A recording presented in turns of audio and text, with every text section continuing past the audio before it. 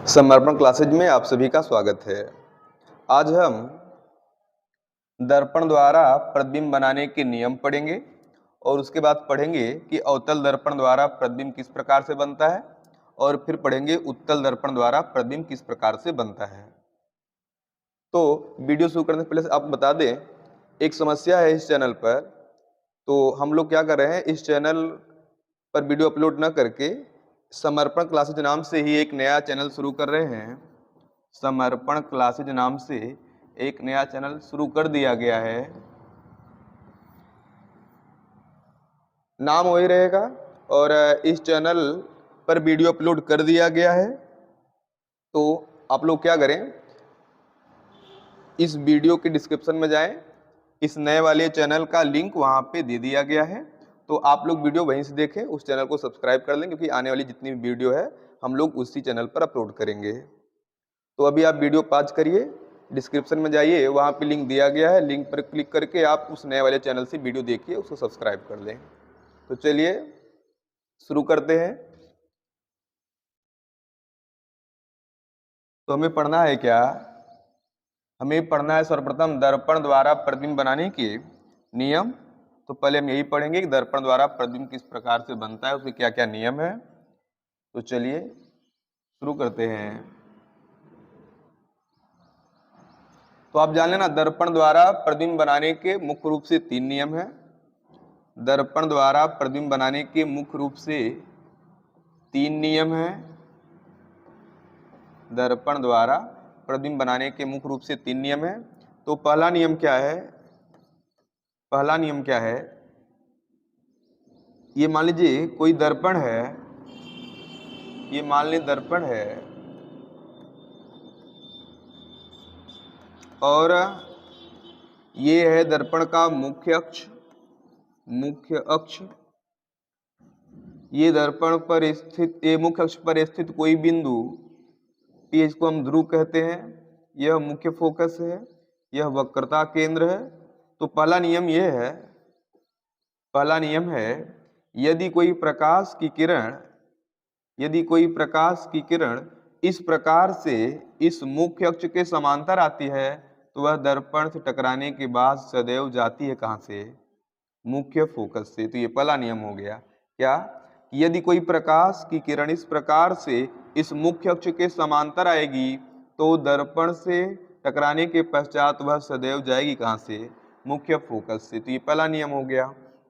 दूसरा नियम क्या है, यदि कोई प्रकाश की किरण, पहले इसको बना दें दर्पण, ये दर्पण हो गया, ये उसका मुख्य अक्ष हो गया, ये मुख्य अक्ष पर स्थित बिंदु P हो गया, ये F हो गया, ये C हो गया। तो दूसरा नियम है, यदि कोई प्रकाश की किरण, यदि कोई प्रकाश की किरण मुख्य फोकस से होकर आती है, मुख्य फोकस से होकर आती है, तो जैसे ही वह दर्पण टकराएगी, टकराने के बाद वह सदैव इस मुख्य अक्ष के समांतर हो जाएगी। देखने में लग भी रहा है कि यह प्रकाश की किरण जो है इस मुख्य अक्ष के समांतर हो गई। तो ये पहला नियम हो गया, दूसरा नियम हो गया। एक बार पुनः सुन लें इसको, यदि कोई प्रकाश की किरण है वह इस प्रकार से मुख्य अक्ष के समांतर आएगी, तो मुख्य अक्ष के समांतर आने वाली प्रकाश की किरण जैसे ही दर्पण टकराती है उसका परावर्तन होता है, और परावर्तन के पश्चात वह सदैव कहां से जाएगी, मुख्य फोकस F से जाएगी। और इसी का जस्ट उल्टा ये दूसरा वाला है, यदि कोई प्रकाश की किरण मुख्य फोकस से आ रही है, तो जैसे ही मुख्य फोकस से आ रही है, तो जैसे ही वह दर्पण टकराएगी, टकराने के तुरंत पश्चात उसका परावर्तन होगा, और परावर्तन के पश्चात वह मुख्य अक्ष के समांतर हो जाएगी। ये दूसरा नियम हो गया। ये पहला और दूसरा नियम हम पढ़ लिए, और अब हम पढ़ेंगे क्या, तीसरा नियम। तीसरा नियम क्या है, पहले हम एक दर्पण बना देते हैं, दर्पण बना देते हैं। तो मान लें दर्पण हो गया और ये मुख्य अक्ष हो गया। मुख्य अक्ष पर स्थित आप बिंदु ले लें, मुख्य अक्ष हो गया, यहाँ पे P है, यहाँ पे F है, यहाँ पे C है। हम C को बोलते हैं क्या, वक्रता केंद्र, वक्रता केंद्र। अब तीसरा नियम है कि यदि कोई प्रकाश की किरण, यदि कोई प्रकाश की किरण वक्रता केंद्र से होकर आ रही है, तो वक्रता केंद्र से होकर आने वाली प्रकाश की किरण जो होती है वह जैसे ही दर्पण टकराती है, टकराने के पश्चात वह जिस मार्ग से आई थी पुनः उसी मार्ग से वापस लौट जाती है। पुनः सुन लें, यदि कोई प्रकाश की किरण है वह वक्रता केंद्र से होकर आती है, तो वक्रता केंद्र से होकर आने वाली प्रकाश की किरण जैसे ही दर्पण से टकराती है, टकराने के बाद उसका परावर्तन होता है और परावर्तन के पश्चात वह जिस रास्ते आई थी उस रास्ते वापस लौट जाती है। अगर यह पूछा जाए कि मान लीजिए कि वक्रता केंद्र से आने वाली प्रकाश की किरण जिस रास्ते आई है उस रास्ते वापस क्यों लौटती है, तो आप क्या जवाब देंगे?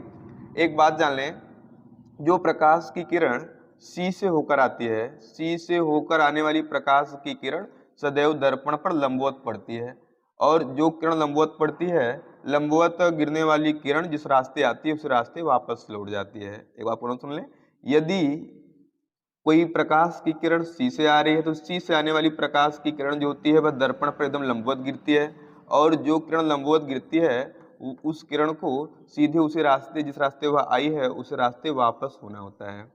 तो इसीलिए वक्रता केंद्र से होकर आने वाली प्रकाश की किरण दर्पण टकराने के बाद पुनः उसी मार्ग से वापस लौट जाती है। तो ये दर्पण द्वारा प्रतिबिंब बनाने के मुख्य रूप से ये 3 नियम थे। अब हम इन 3 नियमों की सहायता से दर्पण द्वारा प्रतिबिंब कैसे बनता है उन सब के बारे में पढ़ेंगे। तो चलिए पहले हम पढ़ते हैं, इसे मिटा दे रहे हैं। तो अब हम पहले पढ़ेंगे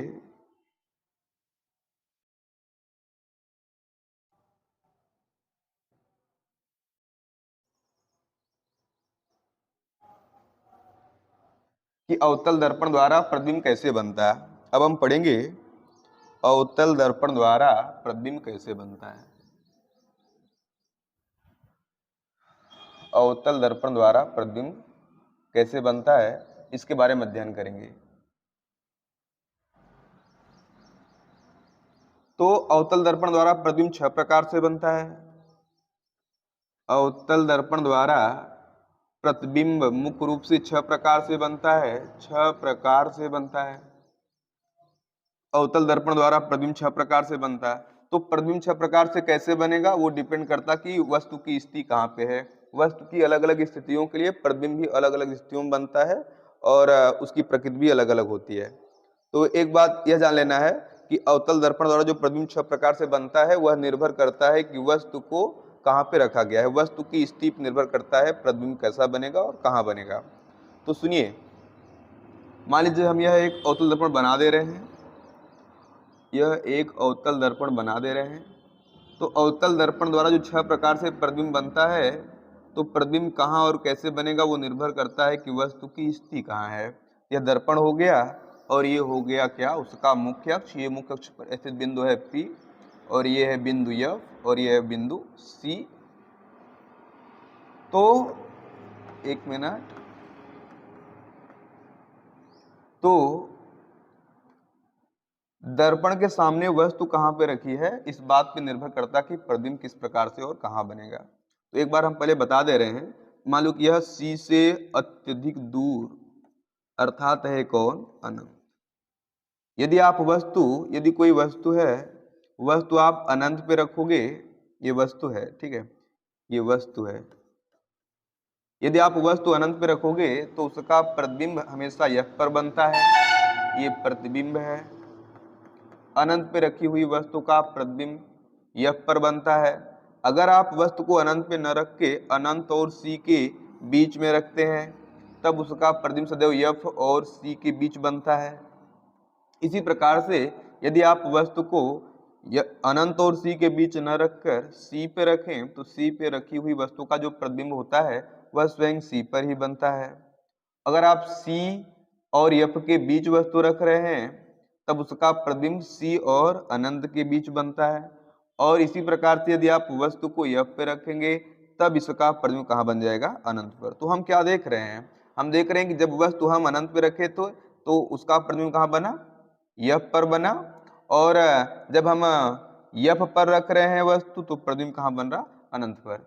और एक बात यहाँ पर यह भी स्पष्ट हो रही है कि जब हम वस्तु अनंत पर रखते हैं प्रतिबिंब F पर बनता है, और जैसे जैसे हम वस्तु को दर्पण के पास लाते हैं वैसे वैसे उसका प्रतिबिंब जो है दर्पण से दूर चला जाता है।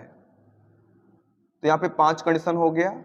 अब हम छठा पढ़ें क्या, यदि हम वस्तु को रखें कहाँ, इस F और P के बीच में। अगर वस्तु को F और P के बीच रखते हैं तब उसका जो प्रतिबिंब है वो दर्पण के पीछे बनता है यहाँ पे। ये 6 स्थितियां हैं वस्तु की और अलग अलग स्थिति के लिए अलग अलग जगह प्रतिबिंब बन रहा। तो पहली स्थिति ये हो गई जब हम वस्तु कहाँ रखें, अनंत पर। दूसरी स्थिति हो गई जब हम वस्तु कहाँ रखें, अनंत और C के बीच में। तीसरी स्थिति है कि हम वस्तु को C पे रखें। चौथी स्थिति है कि हम वस्तु को C और F के बीच रखें। पांचवी स्थिति में हम वस्तु को F पर रखते हैं और छठी स्थिति में F और P के बीच रखते हैं। इन 6 अलग अलग स्थितियों में हम वस्तु रख रहे हैं और उनका अलग अलग प्रकार से यहाँ पे प्रतिबिंब प्राप्त हो रहा है। तो चलें हम क्रम से पढ़ेंगे। तो आपको यही याद रखना है कि सर्वप्रथम वस्तु कहाँ रखेंगे, अनंत पे रखेंगे, फिर कहाँ रखेंगे, अनंत और C के बीच रखेंगे, फिर कहाँ रखेंगे, अनंत, फिर C पे रखेंगे, फिर C और F के बीच में रखेंगे, फिर F पर रखेंगे और अंत में कहाँ पे, F और P के बीच में रखेंगे। तो चलें शुरू करते हैं, एक एक करके पढ़ेंगे। तो हम पहले वस्तु कहाँ रखेंगे, अनंत पे रखेंगे। एक बात आपको और बता दें, यदि दो प्रकाश की किरणें इस प्रकार से, यदि दो प्रकाश की किरणें इस प्रकार से समांतर आ रही हैं, इस दो प्रकाश किरणें इस प्रकार से समांतर आ रही हैं, तो हम यह समझेंगे कि वह प्रकाश की किरणें आ कहाँ से रही हैं, अनंत से आ रही हैं। और इसी प्रकार से यदि दो प्रकाश किरणें एक दूसरे के समांतर जा रही हैं तो ये समझेंगे कि वह प्रकाश की किरणें कहाँ जा रही हैं, अनंत पर जा रही हैं। अर्थात समांतर आने वाली प्रकाश की किरणें जो होती हैं, समांतर आने वाली प्रकाश की किरणें कहाँ से आती हैं, तो अनंत से आती हैं। और समांतर जाने वाली प्रकाश की किरणें कहाँ जाती हैं, तो वह भी अनंत पर जाती हैं। इस बात का ख्याल रखेंगे। तो चलो अब शुरू करते हैं कि अवतल दर्पण द्वारा प्रतिबिंब 6 प्रकार से कैसे कैसे बनता है। तो पहला क्या है, पहला है जब वस्तु अनंत पर रखी हो, जब वस्तु अनंत पर रखी हो, जब वस्तु अनंत पर रखी हो। चलिए पहले दर्पण बनाते हैं, पहले हम दर्पण बनाते हैं।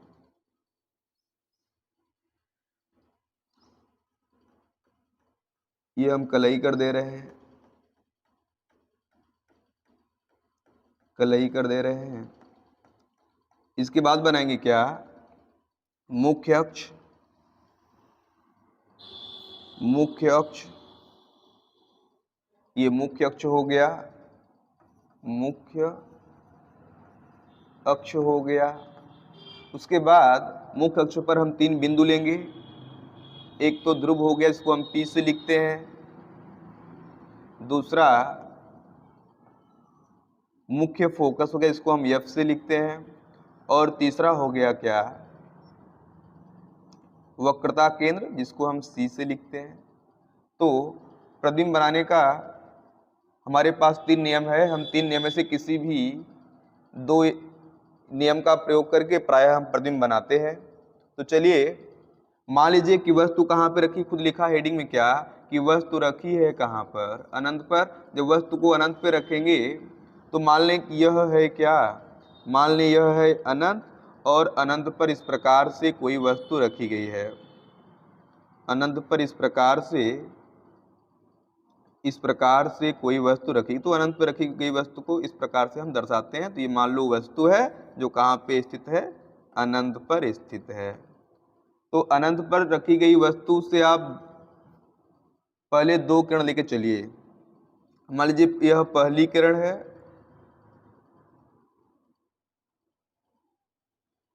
यह पहली किरण है और ये दूसरी किरण यहां से लेके चल रहे हैं।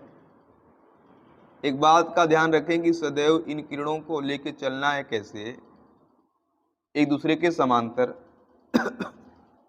तो क्या होगा, यदि कोई प्रकाश की किरण मुख्य फोकस से होकर जाती है, तो मुख्य फोकस से होकर जाने वाली प्रकाश की किरण दर्पण से टकराने के बाद सदैव क्या होती है, दर्पण से टकराने के बाद सदैव मुख्य अक्ष के समांतर जाती है। ये प्रतिबिंब बनाने का दूसरा नियम अभी आप पढ़े क्या, यदि कोई प्रकाश की किरण मुख्य फोकस से होकर जाती है तो मुख्य फोकस से होकर जाने वाली प्रकाश की किरण इस प्रकार से दर्पण से टकराने के बाद दर्पण से टकराने के बाद सदैव कहाँ से जाती है, मुख्य फोकस से, सदैव मुख्य अक्ष के समांतर हो जाती है। और दूसरा क्या है, यदि कोई प्रकाश की किरण वक्रता केंद्र से होकर आ रही है तो वक्रता केंद्र से होकर आने वाली प्रकाश की किरण जो होती है जिस रास्ते आई है पुनः उस रास्ते वापस लौट जाती है। इस प्रकार से आई थी और इस प्रकार से क्या होती है, वापस लौट जाती है। अब हम देखें कि परावर्तन के पश्चात दोनों किरणें कहाँ पे काट रहे हैं, यहाँ पे काट रहे हैं। तो जहाँ पे काटेंगी वहीं पर होगा क्या, वहीं पर होगा प्रतिबिंब का निर्माण। तो ये मान लीजिए कि प्रतिबिंब बन गया, थोड़ा सा तिरछा आ रहा है। तो यहाँ पे प्रतिबिंब कहाँ बना है, यह पर बना कि नहीं, एक बार आप पुनः सुनिए इसे, एक बार पुनः देखते हैं। जब आप वस्तु को अनंत पर रखेंगे तो अनंत पर रखी गई वस्तु जो होती है वहां से दो किरणें चलती हैं, दोनों किरणें समांतर हैं। एक किरण जाती कहाँ से है, यप से, यप से होकर जाने वाली प्रकाश की किरण दर्पण टकराने के बाद परावर्तित होती है और परावर्तन के पश्चात वह मुख्य अक्ष के समांतर हो जाती है, जो कि नियम भी हम पढ़े हैं। और दूसरा क्या, दूसरी प्रकाश की किरण जो है इस प्रकार से वक्रता केंद्र से होकर जाती है और वक्रता केंद्र से होकर जाने वाली प्रकाश की किरण दर्पण टकराने के बाद जिस रास्ते आई थी उस रास्ते वापस लौट जाती है। तो हम देख रहे हैं क्या कि ये दोनों ही किरणें परावर्तन के पश्चात एक दूसरे को इस बिंदु पर कट कर रही हैं। जिस बिंदु पर कट करती हैं उसी बिंदु पर प्रतिबिंब का निर्माण होता है। तो आप इस प्रकार से खींच दीजिए। हम तीर नीचे क्यों बना दिए, तीर ऊपर क्यों नहीं बनाए, देखिए वस्तु जो है ना, वस्तु रखी गई है कहाँ, मुख्य अक्ष के ऊपर, इसलिए उसका तीर ऊपर है। और यहाँ पे जो प्रतिबिंब बन रहा है वह मुख्य अक्ष के नीचे है, इसलिए तीर नीचे रहेगा। तो यह हो गया कौन, ये ग्रीन कलर का दिख रहा है क्या, प्रतिबिंब, प्रतिबिंब। तो चले अगर हम प्रतिबिंब की प्रकृति की बात करें कि प्रतिबिंब कैसा बना है, तो आप देखेंगे कि प्रतिबिंब जो है वस्तु की अपेक्षा, पहली बात तो प्रतिबिंब कहाँ बना है, प्रतिबिंब बना है यप पर। हम कह सकते हैं प्रतिबिंब यहाँ पे बना है कहाँ, प्रतिबिंब बना है कहाँ पे, प्रतिबिंब बना हमारा यप पर, यप पर बना है। उल्टा बना कि सीधा, तो कहोगे आप उल्टा बना है, उल्टा बना है।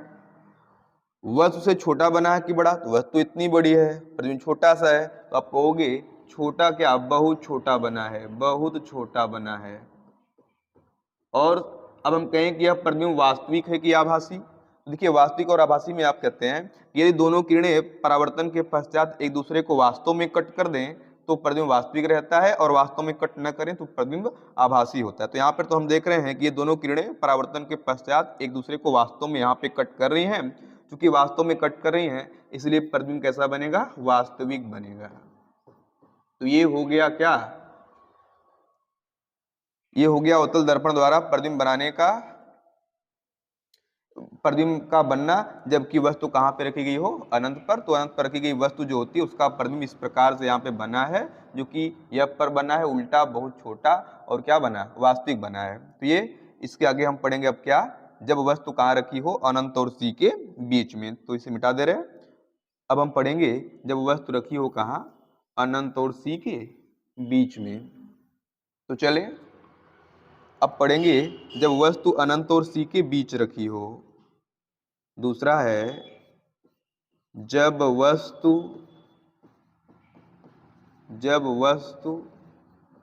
अनंत और सी के बीच रखी हो, जब वस्तु अनंत और सी के बीच रखी हो। ध्यान दें,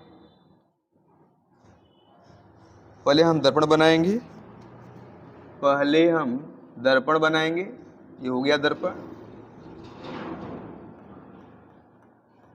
ये दर्पण बना दिए, और उसके बाद यहाँ पे हम मुख्य अक्ष बना देंगे। ये मुख्य अक्ष बन गया। उसके बाद हम यहाँ पे मुख्य अक्ष पर 3 बिंदु ले लेंगे, P, यहाँ पे F, यहाँ पे C, और ये मान लें कि यहाँ पे कौन है, अनंत है। इस बार वस्तु कहाँ रखना है, इस बार वस्तु रखना है अनंत और C के बीच में, वस्तु रखना है अनंत और C के बीच में। ये तो अनंत, ये C है, तो अनंत और C के बीच में हम लोग वस्तु कहाँ रख देते हैं, मान लीजिए कि हम अनंत और C के बीच में वस्तु यहाँ पर रख देते हैं। तो चले तो प्रतिबिंब बनाने के 3 नियम हैं, 3 नियम में से आप किसी भी 2 नियम का प्रयोग करेंगे। तो मान लीजिए कि हम एक नियम का यहाँ पे प्रयोग कर रहे हैं कि मुख्य अक्ष के समांतर चलने वाली प्रकाश की किरण, मुख्य अक्ष के समांतर चलने वाली प्रकाश की किरण इस प्रकार से दर्पण से टकराने के बाद परावर्तित होती है और परावर्तन के पश्चात मुख्य फोकस से होकर जाती है। तो ये पहला हो गया।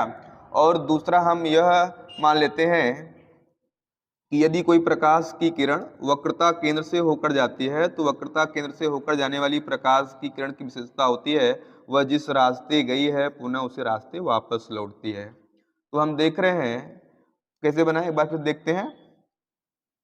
प्रतिबिंब बनाने के नियम में से हम पहला प्रयोग कर रहे हैं कि यदि कोई प्रकाश की किरण मुख्य अक्ष के समांतर जाती है तो मुख्य अक्ष के समांतर जाने वाली प्रकाश की किरण दर्पण से टकराने के बाद सदैव मुख्य फोकस से होकर जाती है। और दूसरा क्या, यदि कोई प्रकाश की किरण सी से जाए तो सी से जाने वाली प्रकाश की किरण जो होती है दर्पण से टकराने के बाद पुनः उस रास्ते वापस लौट जाती है। तो हम देख रहे हैं ये दोनों ही किरणें कट कर रही हैं कहाँ पे, ये दोनों किरणें इस स्थान पर कट कर रही हैं, जहाँ पे कट करेंगी वहां पे प्रतिबिंब का निर्माण होगा। तो यहाँ पे हम प्रतिबिंब बना दे रहे हैं, ये प्रतिबिंब बना दे रहे हैं। अब प्रतिबिंब उल्टा क्यों बना रहे हैं, क्योंकि यह मुख्य अक्ष के नीचे बना है। चले तो हम देखते हैं क्या कि जब हम वस्तु को अनंत और सी के बीच रखते हैं तो अनंत और सी के बीच रखने वाली अनंत और सी के बीच रखी गई वस्तु जो होती है, अनंत और सी के बीच रखी गई जो वस्तु होती है उस वस्तु का प्रतिबिंब कहाँ बन रहा, सी और एफ के बीच में। यहाँ पे सी और एफ के बीच में बन रहा है हमारा क्या, प्रतिबिंब। प्रतिबिंब। अगर हम प्रतिबिंब की प्रकृति की बात करें कि प्रतिबिंब कैसा बना है तो हम कहेंगे यहाँ पर जो प्रतिबिंब बना है, ध्यान दें, यहाँ पर जो प्रतिबिंब बना है कैसा बना है। पहली बात तो सी और एफ के बीच बना है, सी और एफ के बीच बना है, सी और एफ के बीच बना है। दूसरी बात क्या कि यह प्रतिबिंब जो है उल्टा बना है। फिर क्या, वस्तु से बड़ा कि छोटा, तो दिख रहा है कि भाई वस्तु इतनी बड़ी है, वस्तु की अपेक्षा हमारा प्रतिबिंब क्या है, छोटा है। और क्या, क्योंकि यहाँ पे देख रहे हैं कि यह दोनों ही किरणें परावर्तन के पश्चात एक दूसरे को वास्तव में कट कर रही हैं, वास्तव में कट करी तो इनका प्रतिबिंब क्या बनेगा, वास्तविक बनेगा। तो ये हो गया, पहला समांतर ले गए, एफ से गई, दूसरा सी से ले गए, उसे रास्ते वापस लौट गई, जहाँ पे कट की वह स्थान यह है सी और एफ के बीच में, यहाँ पे प्रतिबिंब का निर्माण हुआ। प्रतिबिंब जो है हम देख रहे हैं कि वह तो सी और एफ के बीच बना है, वह से छोटा बना है, उल्टा बना है, और वास्तव में किरणें कट करी तो वास्तविक बना है। तो ये हो गया कि वस्तु अनंत पर रखे तब प्रतिबिंब किस प्रकार से बनता है। और अब हम पढ़ेंगे क्या, तब जब वस्तु सी पे रखी हो तब किस प्रकार से प्रतिबिंब का निर्माण होता है। तो चले अब अगला पढ़ते हैं कि जब वस्तु सी पे रखी हो तो उसका प्रतिबिंब किस प्रकार से बनता है। ये तीसरा हमारा रहेगा हेडिंग, जब वस्तु सी पर रखी हो, जब वस्तु सी पर रखी हो। चलें पहले हम बनाएंगे क्या, दर्पण। पहले इस प्रकार से दर्पण बनाएंगे, दर्पण बनाने के बाद हम लोग उस पर मुख्य अक्ष बनाएंगे। ये मुख्य अक्ष हो गया, और मुख्य अक्ष पर हम 3 बिंदु लेंगे, P, फिर यहाँ पे F, और फिर यहाँ पे क्या लेंगे, C लेंगे। अब क्या करेंगे, वस्तु कहाँ रखना है, वस्तु C पे रखना है। C पर रखना है तो आप C पर वस्तु रख दीजिए।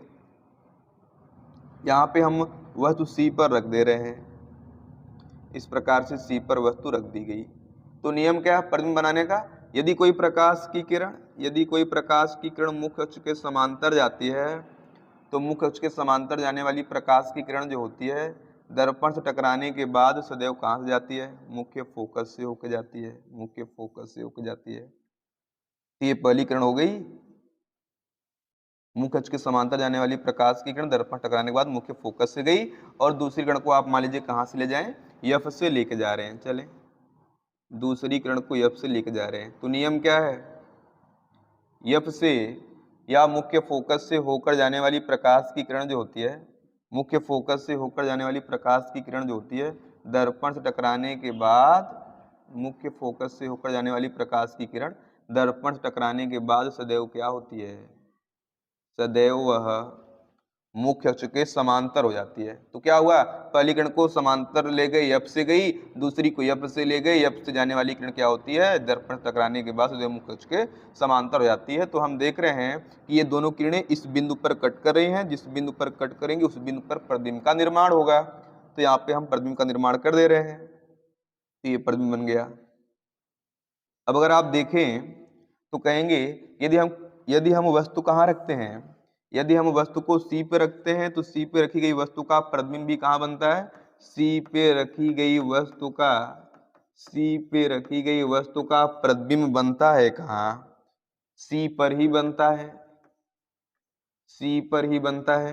अब उल्टा बना कि सीधा, तो कहोगे उल्टा बनता है। वस्तु से छोटा बन रहा कि बड़ा? तो हम देख रहे हैं कि जितनी बड़ी वस्तु है, जितना वस्तु है उतना तो प्रतिबिंब है। देखो जरा, इसलिए कहेंगे न छोटा न बड़ा, बल्कि प्रतिबिंब जो है वस्तु के बिल्कुल बराबर बनता है। अब रही बात वास्तविक की आभासी, तो किरणें चूंकि वास्तव में कट कर रही हैं तो प्रतिबिंब कैसा बनेगा? वास्तविक बनेगा। तो ये हो गया तीसरा। और अब हम पढ़ेंगे क्या? चौथा, जब हम वस्तु कहाँ रखें? सी और एफ के बीच में रखें, तब प्रतिबिंब का निर्माण किस प्रकार से होगा? इसे मिटा दें। चलें, इस बार हमें वस्तु रखना है कहाँ? जब हम वस्तु को सी और एफ के बीच रखते हैं, सी और एफ के बीच रखते हैं। जब वस्तु सी और एफ के बीच रखी हो तो प्रतिबिंब का निर्माण किस प्रकार से होता है? चलें, पहले हम क्या बनाएंगे? पहले हम दर्पण बनाएंगे, और ये दर्पण बन के तैयार हो गया। अब दर्पण का मुख्य अक्ष बनाएंगे, दर्पण बन गया। अब दर्पण का मुख्य अक्ष बनाएंगे, और मुख्य अक्ष पर हम 3 बिंदु लेंगे। ये मान लो ध्रुव हो गया, और ये मान ले मुख्य फोकस हो गया, और ये मान ले क्या हो गया? वक्रता केंद्र हो गया। हमें इस बार वस्तु कहाँ रखनी है? हमें इस बार वस्तु सी और एफ के बीच रखनी है, सी और एफ के बीच रखनी। तो आप सी यहाँ है, एफ यहाँ, इनके बीच आप वस्तु रख दीजिए। ये आपका वस्तु हो गया। अब प्रतिबिंब बनाने के नियम फॉलो करेंगे। पहला, यदि कोई प्रकाश की किरण मुख्य अक्ष के समांतर आए तो मुख्य अक्ष के समांतर जाने वाली प्रकाश की किरण दर्पण से टकराने के बाद सदैव क्या होती है? सदैव वह मुख्य फोकस से होकर जाती है। ये हो गया। और दूसरा क्या? यदि कोई प्रकाश की किरण मुख्य फोकस से होकर आ रही है तो वह दर्पण से टकराने के बाद सदैव मुख्य अक्ष के समांतर हो जाती, तो यहाँ से चली गई। अब हम देख रहे हैं कि दोनों किरणें कहाँ पे कट करी? यहाँ पे। जहाँ पे कट करेंगी वहां पे प्रतिबिंब का निर्माण होगा। तो चलिए, प्रतिबिंब का निर्माण यहाँ पे होगा। अब देखें तो यह कहाँ है? अनंत और सी के बीच में है कि नहीं? बोलो, तो लग रहा है ना? आप कहोगे क्या? भाई हम सी और एफ के बीच वस्तु रखे, तो वस्तु से एक किरण गई समांतर जाने वाली एफ से गई, और दूसरी ले गई एफ से जाने वाली समांतर हो गई। दोनों किरणें यहाँ पे कट करें, जहाँ पे कट करेंगी वहां पे प्रतिबिंब का निर्माण होगा। तो ये प्रतिबिंब हमारा बन के तैयार हो गया। और जो प्रतिबिंब बना है, यह प्रतिबिंब अनंत और सी के बीच में है। तो आप कहेंगे प्रतिबिंब बना है अनंत और सी के बीच में, तो आप लिखेंगे प्रतिबिंब बन रहा है कहाँ पे? प्रतिबिंब बन रहा है अनंत और सी के बीच। अनंत और सी के बीच बन रहा है। उल्टा बन रहा कि सीधा? तो साफ साफ दिख रहा कि भाई उल्टा बन रहा है, उल्टा बन रहा है। अब वस्तु से छोटा कि बड़ा बन रहा, तो आप देख रहे हैं यह प्रतिबिंब जो है वस्तु से बन रहा है क्या? प्रतिबिंब वस्तु से बन रहा है बड़ा, और वास्तव में कट करी किरणें, तो प्रतिबिंब वास्तविक बन रहा है। अगर आपको समझ में आ रहा है तो आप वीडियो को एक बार लाइक कर दीजिए और शेयर कर दीजिए। तो चले, ये हो गया। इसको आप एक बार फिर देख लेना।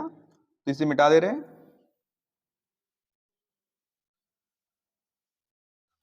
अब हम पढ़ेंगे क्या? पांचवा, जब वस्तु रखी हो कहाँ? जब वस्तु एफ पर रखी हो, जब वस्तु एफ पर रखी हो। तो चले, एफ पर वस्तु रखना है, वस्तु एफ पर रखना है, तो ऐसे बनाएंगे। मान लो हम पहले बना रहे दर्पण, ये दर्पण बन गया। वस्तु रखना है कहाँ पे, एफ पर, तो पहले हम दर्पण का मुख्य अक्ष बना दें। ये दर्पण का मुख्य अक्ष हो गया, मुख्य अक्ष पर यह ध्रुव हो गया, और ये मुख्य फोकस हो गया, और यहाँ पे हम बनाएंगे क्या, ये वक्रता केंद्र हो गया। वस्तु को एफ पे रखना, तो आप एफ पर वस्तु इस प्रकार से रख दीजिए। पहली किरण कहाँ जाएगी, पहली किरण समांतर जाएगी, पहली किरण समांतर जाएगी, और समांतर जाने वाली प्रकाश की किरण जैसे दर्पण टकराती है उसका परावर्तन होता है, और परावर्तन के पश्चात वह प्रकाश की किरण, परावर्तन के पश्चात वह प्रकाश की किरण इस प्रकार से मुख्य फोकस से होके जाती है। दूसरी प्रकाश की किरण आप उस दिशा में लेके जाएं, उस दिशा में लेके जाएं जिससे कि लगे कि वह प्रकाश की किरण कहाँ से आ रही है, उस दिशा में लेके जाएं जिससे कि लगे कि वह प्रकाश की किरण सी से जा रही है। और हम जानते हैं सी से होकर जाने वाली प्रकाश की किरण जो होती है वह जिस रास्ते गई है पुनः उस रास्ते इस प्रकार से वापस लौटती है, और यह प्रकाश की किरण वापस लौटकर इस प्रकार से मुख्य अक्ष के इस प्रकार से इस किरण के समांतर हो जाती है। यहाँ पे किरणें कैसी हो गई हैं, समांतर। और जब किरणें समांतर हो जाएं तो हम समझ गए कि किरणें कहाँ पे जाएंगी, अनंत पर जाएंगी। एक बार पुनः देख लें, एक प्रकाश की किरण जो है समांतर गई, समांतर जाने वाली एफ से गई, और दूसरी प्रकाश की किरण को हम उस दिशा में लेके गए जिससे कि लगे कि वह सी से जा रही है, और हम जानते हैं सी से होकर जाने वाली प्रकाश की किरण जो होती है जिस रास्ते गई है उसी रास्ते वापस लौटेगी, तो इस प्रकार से वापस लौट गई। तो वापस लौटने के बाद लग रहा है कि ये दोनों किरणें एक दूसरे के क्या होंगी, समांतर, और हम जानते हैं जब किरणें समांतर हो जाती हैं तो जब किरणें समांतर होंगी सदैव वह कहाँ जाएंगी, अनंत पर जाएंगी, और अनंत पर जाकर प्रतिबिंब का निर्माण करेंगी। तो यहाँ पे कहेंगे प्रतिबिंब कैसा बनेगा, तो प्रतिबिंब की प्रकृति की बात करें तो पहली बात तो कहेंगे एफ पर रखी वस्तु जो होती है, एफ पर रखी वस्तु का प्रतिबिंब कहाँ बनेगा, तो पहली बात तो अनंत पर बनेगा। कैसा बनेगा, उल्टा बनेगा। और वस्तु की अपेक्षा यह प्रतिबिंब बहुत बड़ा बनेगा, बहुत बड़ा बनेगा। साथ साथ बनेगा कैसा, वास्तविक। चले अब ये 5 हो गया, इसके बाद पढ़ना छठा। तो छठा और ये लास्ट भी है अवतल दर्पण द्वारा प्रतिबिंब बनाना, तो ये भी मिटा दे रहे हैं कि लास्ट पढ़ेंगे अवतल का। इस बार वस्तु रखना है कहाँ, जब वस्तु छठा है, जब वस्तु एफ और पी के, जब वस्तु एफ और पी के बीच रखी हो, तो चले दर्पण बना दे रहे हैं। ये दर्पण बन गया। अब हम अब यहाँ पे मुख्य अक्ष बना देंगे, ये मुख्य अक्ष हो गया। उसके बाद यहाँ पे लिख देंगे यह ध्रुव है P, यह मुख्य फोकस है F, और यह वक्रता केंद्र है C।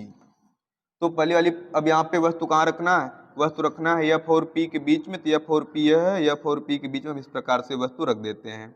अब क्या करें, पहली किरण आप ले चलिए मुख्य अक्ष के समांतर, मुख्य अक्ष के समांतर जाने वाली प्रकाश की किरण जैसे दर्पण टकराती है, दर्पण टकराने के बाद इस प्रकार से मुख्य अक्ष के समांतर गई, समांतर जाने वाली प्रकाश की किरण जैसे दर्पण टकराएगी, टकराने के बाद परावर्तन होगा, परावर्तन के पश्चात कहाँ से जाएगी, इस प्रकार से एफ से चली जाएगी।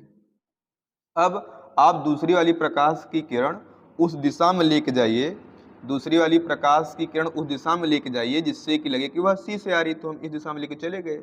अब ये लग रहा कि यह कहाँ से आ रही, सी से, और सी से होकर आने वाली प्रकाश की किरण जो होती है वह जिस रास्ते आई है उस रास्ते वापस लौटती है। एक बार पुनः देख लें क्या हुआ, एक प्रकाश की किरण हम ले गए, कैसे, एक प्रकाश की किरण हम ले गए मुख्य अक्ष के समांतर, समांतर जाने वाली प्रकाश की किरण यह से चली गई इस प्रकार से, और दूसरी प्रकाश की किरण कैसे ले गए, दूसरी प्रकाश की किरण ले गए उस दिशा में जिससे कि लगे कि वह किधर से जा रही है, सी से, और सी से होकर जाएगी तो वह पुनः उस रास्ते वापस लौटेगी। अब दोनों किरणें हम देख रहे हैं समांतर तो नहीं है, लेकिन इनके बीच की गैपिंग जो है लगातार बढ़ती जा रही है, इसलिए इनके आगे कट करने की कोई संभावना नहीं है तो इनको आप क्या करें, पीछे बढ़ाएं। अगर हम इनको दर्पण के पीछे इस प्रकार से बढ़ाएंगे तो हमें लग रहा है कि ये दोनों किरणें जाके इस स्थान पर कट कर देंगी। जहां पे कट करेंगी वहां पे प्रतिबिंब का निर्माण होगा। तो अब देखें प्रतिबिंब कहाँ बन रहा है, प्रतिबिंब कहाँ बन रहा, कैसे बन रहा। पहली बात तो प्रतिबिंब बन रहा है कहाँ पे, प्रतिबिंब बना दर्पण के पीछे। तो यहाँ पे प्रतिबिंब बन रहा है दर्पण के पीछे, प्रतिबिंब बन रहा है दर्पण के पीछे। फिर कैसा बन रहा, या हम कह सकते दाएं, दाएं भी कर सकते हैं। और उसके बाद कैसा बन रहा, इस बार तो हम देख रहे हैं वस्तु का जो प्रतिबिंब है सीधा बन रहा है, और वस्तु छोटी सी उसकी अपेक्षा प्रतिबिंब बड़ा बन रहा है। और चूंकि यहाँ पे वास्तव में कट नहीं की है बल्कि हम उनको कट करवाएं, यहाँ पे बोलेंगे कि प्रतिबिंब वास्तव में कट नहीं कर रही, इसलिए प्रतिबिंब कैसा बनेगा, आभासी बनेगा। तो ये हो गया अवतल दर्पण द्वारा 6 प्रकार से प्रतिबिंब किस प्रकार से बनता, तो उनके बारे में। अब थोड़ा सा बचा है, 2 हेडिंग सिर्फ बचा है यहाँ पे, क्या कि उत्तल दर्पण द्वारा प्रतिबिंब कैसे बनता। तो उत्तल दर्पण द्वारा प्रतिबिंब सिर्फ 2 प्रकार से बनता, और शीघ्र ही समझ लेते हैं तो ये खत्म हो जाएगा।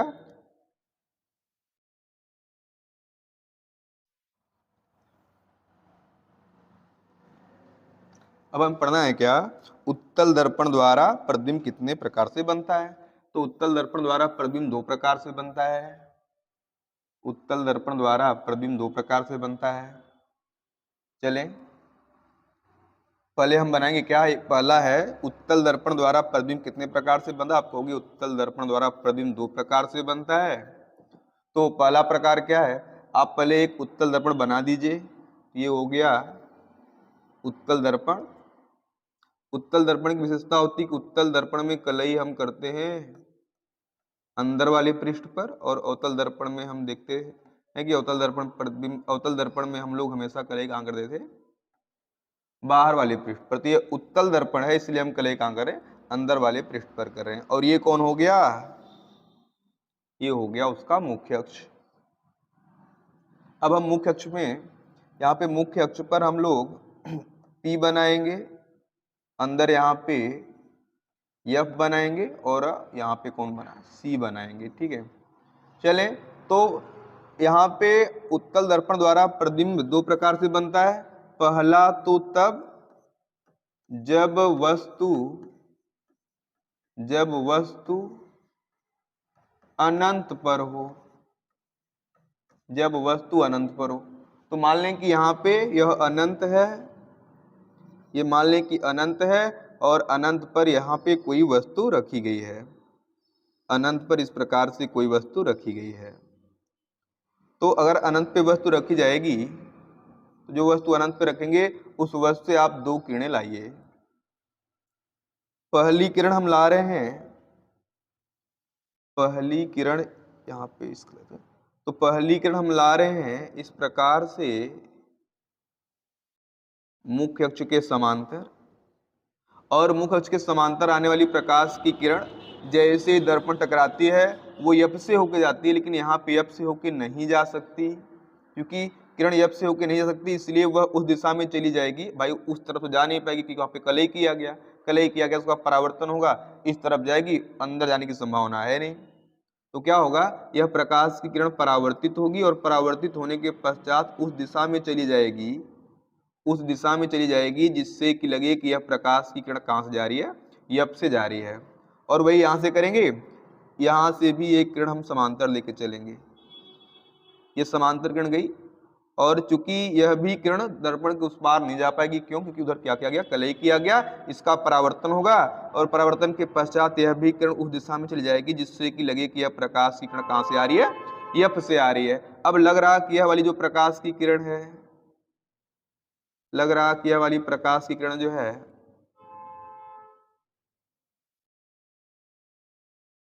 इस प्रकार से F से जा रही है, और यह भी लग रहा है कि यह वाली प्रकाश की किरण कहाँ से आ रही है, F से आ रही है, ऐसा प्रतीत हो रहा है।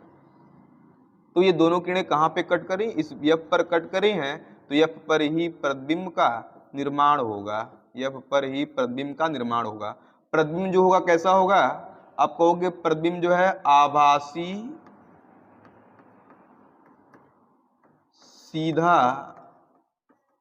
और वस्तु से बहुत क्या होगा, छोटा होगा।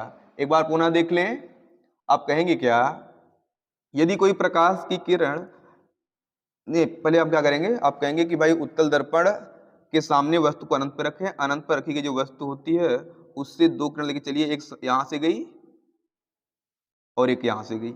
ये किरण जब परावर्तित होगी तो परावर्तन के पश्चात उस दिशा में जाएगी जिससे कि लगे कि एफ से आ रही है, और इसका भी परावर्तन होगा तो उस दिशा में जाएगी जिससे कि एफ से आ रही है। दोनों किरणें यहाँ पे कट करती हुई प्रतीत हो रही है, जहां पे कट करती हुई प्रतीत होगी वहां पे प्रतिबिंब का निर्माण होगा। प्रतिबिंब कैसा होगा, आभासी, सीधा और वस्तु से छोटा होगा। तो चलें, एक हो गया। और ये अंतिम पढ़ेंगे अब हम क्या, जब वस्तु रखी हो कहाँ, जब वस्तु, ये दूसरा है, जब वस्तु उत्तल दर्पण, जब वस्तु उत्तल दर्पण से सीमित दूरी पर रखी हो, सीमित दूरी पर रखी हो। सीमित दूरी पे रखी हो का मतलब क्या है कि उसके काफी नजदीक रखी हो। सीमित दूरी पर रखने का मतलब ना उसके कुछ नजदीक रखी हो, तब उस प्रकार, तब उसका प्रतिबिंब किस प्रकार से बनेगा। तो चले पहले हम बनाएंगे उत्तल दर्पण, पहले हम बनाएंगे उत्तल दर्पण। इस प्रकार से उत्तल दर्पण बना दे रहे हैं, ये बन गया उत्तल दर्पण। अब इसके बाद हम यहाँ पे इसका मुख्य अक्ष बनाएंगे, ये मुख्य अक्ष बन गया। और मुख्य अक्ष पर हम यहाँ पे बिंदु का नाम लिखेंगे, ये मान लो ध्रुव है, ये मुख्य फोकस है, और ये कौन है, वक्रता केंद्र है। अब हम क्या करेंगे, मान लें कि वस्तु कहाँ है, सीमित दूरी पे, कहाँ कहीं पे रखी, तो मान लें कि हम यहाँ पे वस्तु रख दे रहे हैं, ये सीमित दूरी पे वस्तु है। एक किरण कहाँ से चलेगी भाई, एक किरण समांतर जाएगी, एक किरण समांतर जाएगी। समांतर जाने वाली प्रकाश की किरण दर्पण टकराने के बाद उस तरफ तो जा नहीं पाएगी, एफ से तो जा नहीं पाएगी क्योंकि वहां पे कलई किया गया, इसलिए वह उस दिशा में चली जाएगी जिससे कि लगे यह प्रकाश की किरण कहां से आ रही है, एफ से आ रही, इस प्रकार से। और दूसरा, आप ना दूसरी प्रकाश की किरण आप सी की तरफ लेके चलो, चलो हम दूसरी प्रकाश की किरण को सी की तरफ लेके चलते हैं। मान लो यह प्रकाश की किरण सी की तरफ जा रही है, बताएं उस तरफ जा पाएगी, नहीं जा पाएगी, उस तरफ नहीं जा पाएगी। फिर भी हम बढ़ा दे रहे हैं, तो देख रहे हैं सी की ओर जाने वाली प्रकाश की किरण क्या होती है, जैसे दर्पण टकराती, टकराने के बाद परावर्तन होता है, परावर्तन के पश्चात वह पुनः उसी मार्ग से वापस लौट जाती है। लेकिन ऐसा लग रहा है कि यह जो प्रकाश की किरण लौट रही है वो सी से लौट रही है, सी से लौटती हुई प्रतीत हो रही, इसलिए यहाँ पे दोनों कट कर रहे हैं, और जहाँ पे कट कर रहे हैं वहां पे इनके प्रतिबिंब का निर्माण होगा। तो ये बन गया प्रतिबिंब, जो कि कहाँ बना है, पी और एफ के बीच बना है, पी और एफ के बीच बना है। कैसा बना है, सीधा, आभासी और वस्तु से बना है क्या, छोटा। एक बार फिर सुन लें, यदि हम कहाँ पर रखें, मुख्य अक्ष पर कोई वस्तु दर्पण के नजदीक रखते हैं तो पहली किरण कहाँ से चली, समांतर चली, समांतर जाने वाली एफ से जा नहीं पाएगी बल्कि उस दिशा में चली जाएगी जिससे कि लगे कि वह एफ से जा रही है। और दूसरी को हम सी की तरफ ले गए, वह भी उस तरफ नहीं जा पाएगी बल्कि यही दर्पण टकराने के बाद परावर्तित होगी, और परावर्तन के पश्चात ऐसा लग रहा कि वह सी से जा रही है, तो दोनों किरणें यहाँ पे कट करें तो यहाँ पे प्रतिबिंब का निर्माण होगा। तो उम्मीद करते हैं आपको यह वीडियो पसंद आया होगा, और अगर आप वीडियो पसंद आया हो तो आप इसको लाइक करें, सब्सक्राइब करें, और चैनल को सब्सक्राइब करना न भूलें। धन्यवाद।